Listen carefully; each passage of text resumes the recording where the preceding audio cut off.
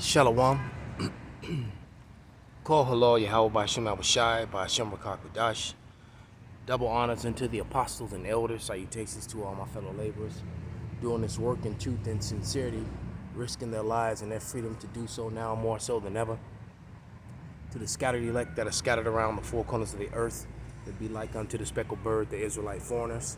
And to the Akwaf that are listening and learning, to you I say Shalom.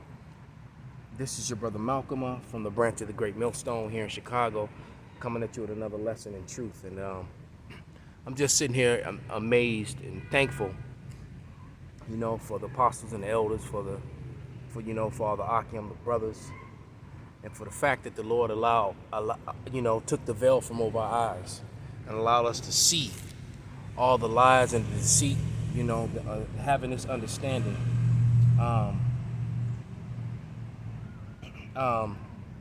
And the reason I say that is because I put up a post before the clouds. Let me just point the camera up at the clouds. Before the storm clouds came in, Esau tagged the skies with the chemtrails. All right? And then the real clouds come in and disguise it, and it's like it never happened. And people are clueless, to what's going on. It's like it never happened, but we know it happened. Two scriptures that come to mind. First one is Luke 8:17. Let me grab that. Then I'll get into something else. But this is going to be random topics, just random stuff. But this is Luke 8:17, and it reads, "For nothing is secret that shall not be made manifest, neither anything hid that shall not be known." That shall not be known and come abroad. So there's literally nothing you can do that's gonna stay hidden. All right, and if you think it's gonna stay hidden, it's gonna go to your grave. It'll come out when you're gone, or you'll pay for it when you come back. It's not. The Lord is cold like that, man. All right. Another one, as far as us understanding all the deceit and the lies, that veil of deceit.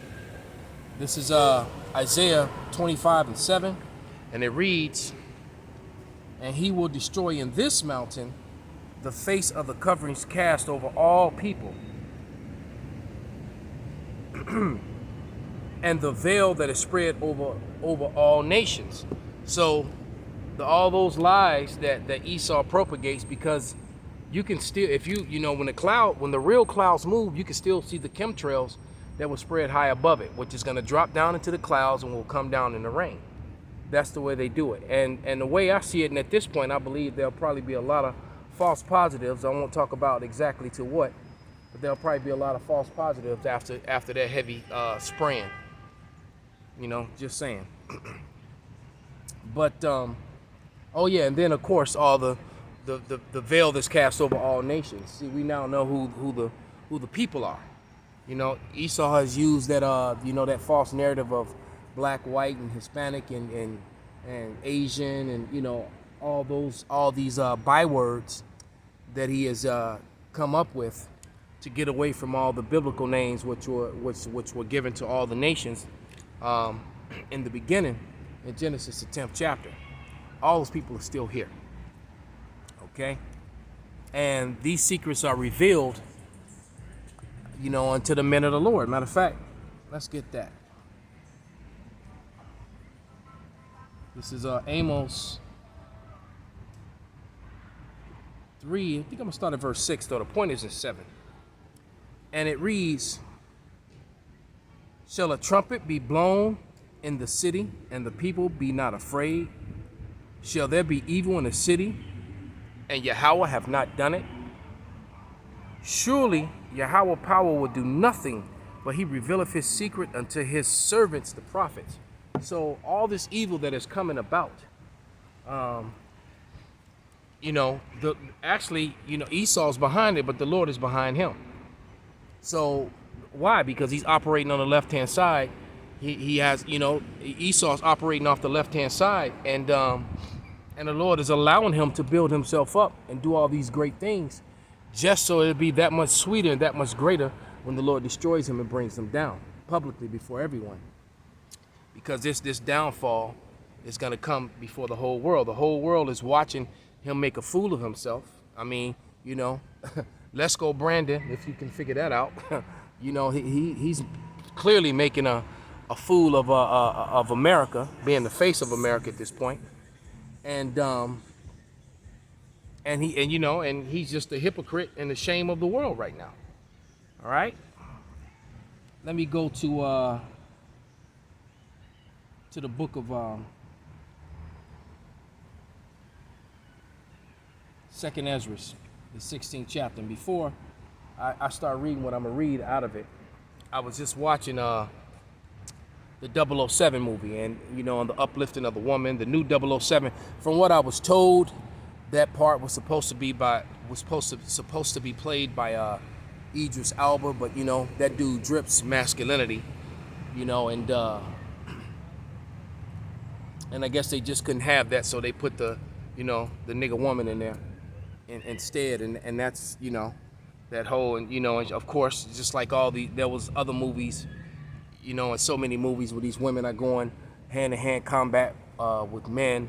One woman, you know, taking on 5 or 6 armed men, and she's defeating them all, and you know, just cartoon make-believe bullshit, because that would never happen.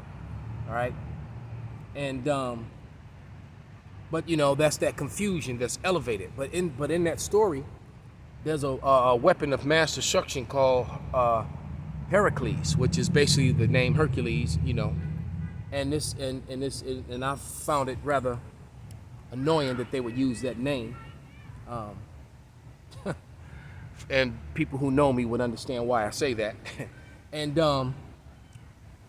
they made it, you know, basically this is a DNA weapon, and it's not far-fetched from the truth, you know. And basically this DNA can target specific people. It can target you and then everyone who's related to you, or it can target complete lines of ethnicity. All right, you think of eugenics, Margaret Sanger, you think of Bill Gates and all the speeches that he made in the past about depopulation, you know, through you know what, all that sort of thing.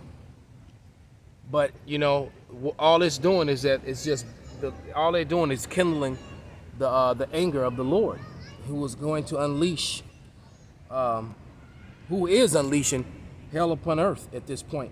All right, and all these devices that Esau is formulating, because if you think that this make-believe movie weapon isn't far-fetched for something in reality, you're fooling yourself. All right, they have things like that. I can only imagine what's at the CDC, what's been weaponized there. All right, because that's all they talked about in this movie, the weaponizing of diseases and things of that nature. All right, which is beyond a cowardly way to fight, which is something that Esau's been doing for centuries. All right, he's been doing that for a very long time.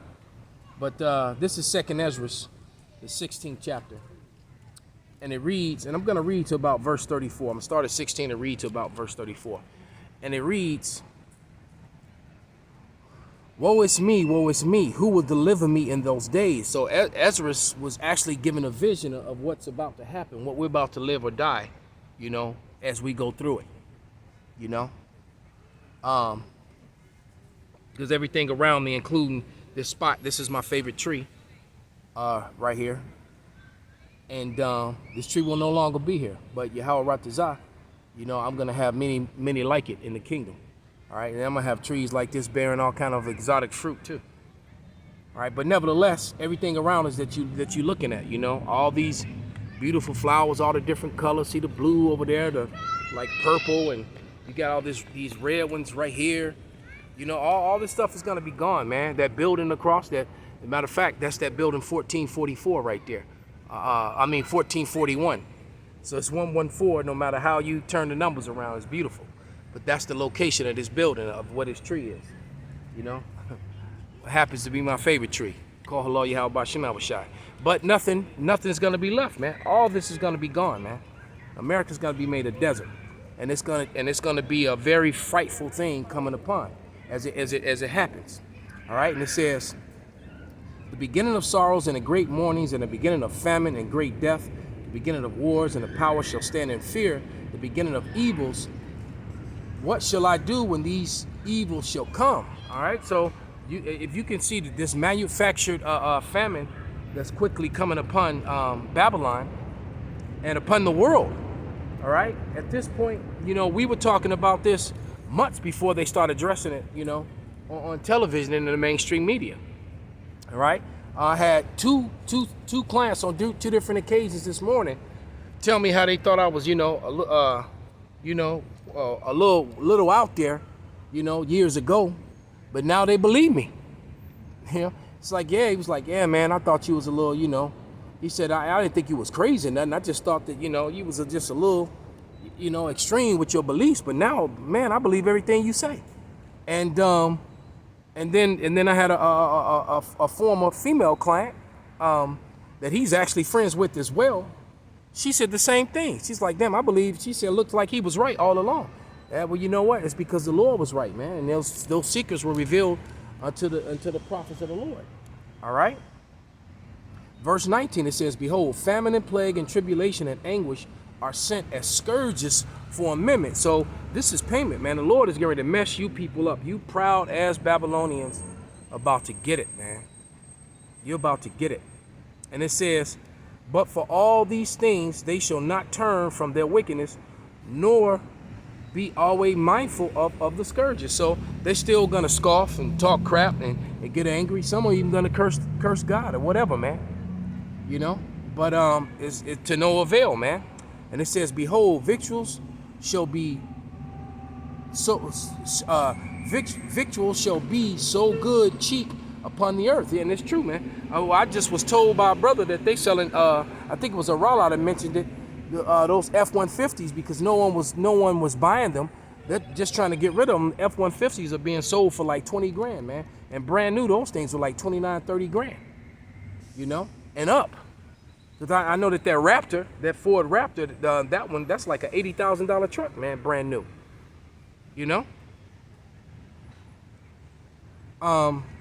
But some things are being sold cheap, and at the same time, the prices for food is starting to reach, hyperinflation mode.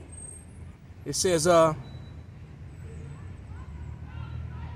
let me go back. It says, behold, victuals shall be so good, cheap upon the earth, and they that shall think themselves to be in good case, and even shall evils grow upon the earth, sword, famine, and great confusion. Yeah, because going back a couple of months ago, going back all last year was cheap to fly and go places. All right, if I could catch it, there's another caught in the act. If I can zoom in on it. Up above the clouds, he's gonna leave that line, and it's gonna spread out and come on down like those faded ones you see around it, and they disguise and they hide it right behind the real clouds. That's what they do. All right, I just happened to look up while I was reading, but let's go back to where I was. It says,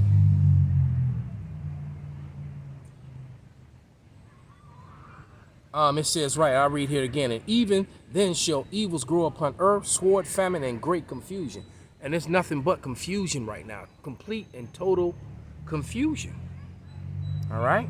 For many of them that dwell upon earth shall perish of famine, and the other that escape the hunger shall the sword destroy. Because with this famine, with this shortage of food, there's going to be a lot of home invasions. It's going to be a lot of robberies and jackings, and it's been a tremendous amount in this area right here. All right, because I'm in Wicker Park right now.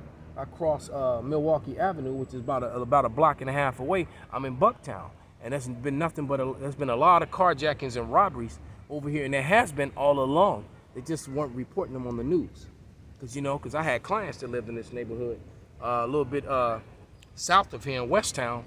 And they were always complaining of people robbing them as they're getting in their cars and coming out their back doors and throwing their trash out and stuff like that. home invasions and things like that. That stuff just don't make the news because they want to keep the property values up. You know, just like there's a media blackout on all the suicide deaths that happen on the Gold Coast and downtown. You know, these people always jumping to their deaths, you know, from those high-rise buildings.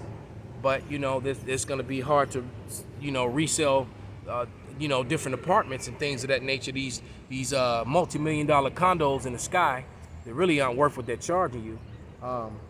You know, but it'll be hard to sell them if people know that somebody, you know, swan dived off the balcony and that whole sort of thing. All right, and it says, and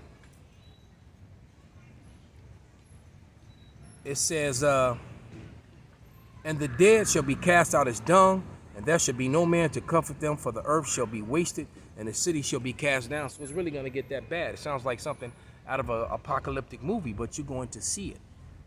Or you're going to be one of those bodies that people are just stepping over, that the dogs and the animals, you know, are starting to pick at. The rats. Because there's going to be no one to bury them when the garbage piles up. All right? And it says, and there should be no man left to till the earth and to sow it, and the trees shall give fruit, and who shall gather them? The grapes shall ripen, and who shall tread them? For all places shall be desolate of men. All right, you won't be able to travel, and then that's just it, because, you know, you don't have people to till the ground. Hell, they can't even get people. Well, they can, they just won't refusing to do it, because this is a man-made famine that's being brought on, just like the one in Ukraine that the elder apostle Tahar was talking about in the video he did. I believe that was yesterday. You know, in the past, and the same thing is happening again, man. You know, that's an old war tactic to starve people out, to get them to comply and bow down and submit. All right? It says, so that one man shall desire to see another and to hear his voice, for of a city there shall be 10 left and 2 in the field, and they shall hide themselves in thick groves and clefts of the rocks. And as an orchard of olives upon every tree, there are left 3 or 4 olives. So it's not going to be a lot of food left around, and people are going to be hiding, fighting, and trying to survive. It's going to be nuts out here, man. It's going to really get that bad. All right? Then it says, whereas when a vineyard is gathered, there are left some clusters of them that diligently seek through the vineyard. Even so, in those days, there shall be 3 or 4 left by them to search their houses with the sword. So, like I said, it's going to be a lot of home invasions. You best believe this neighborhood is going to be prime pickings. Because, you know, why? Because these people over here have more substance.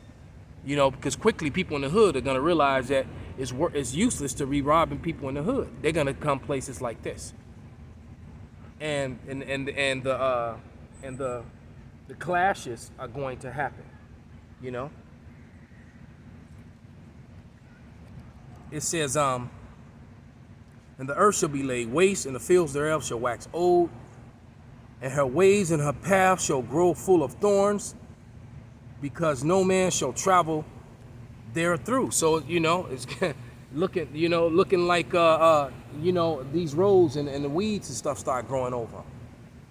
You know, you even got some homes. You ever seen one of those houses? I forget what they call those vines that grow on the side of the house that cover it up where you can't even see the siding of the house. You can't see if it's a brick or wood frame house anymore because of all this the greenery is taking it back over.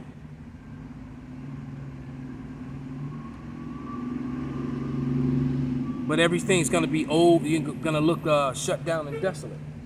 You know, boarded up stores and boarded up windows and things of that nature, man. Then it says, then virgins shall mourn, having no bridegrooms, and women shall mourn, having no husbands. Their daughters shall mourn, having no helpers. And in the wars shall their bridegrooms be destroyed, and their husbands shall perish of the famine. So you're either gonna lose your husband to the wars, to the battles, or you're gonna lose them to to the starvation, or you're gonna lose them in those home invasions when they come in to take your sustenance. All right. It says, and in the war shall their bridegrooms be destroyed, and their husbands shall perish of the famine. So there's great famine coming, man, and there's no way around what's about to happen. So it's just gonna boil down to the fact: either the Lord is with you, or He's not. So prepare your minds, get yourself right, stay prayed up. Call halal Yahweh by Shem Abishai by Shem Rakakwadash. Wa Ababa Bal Kwam Yasharala. Shalom.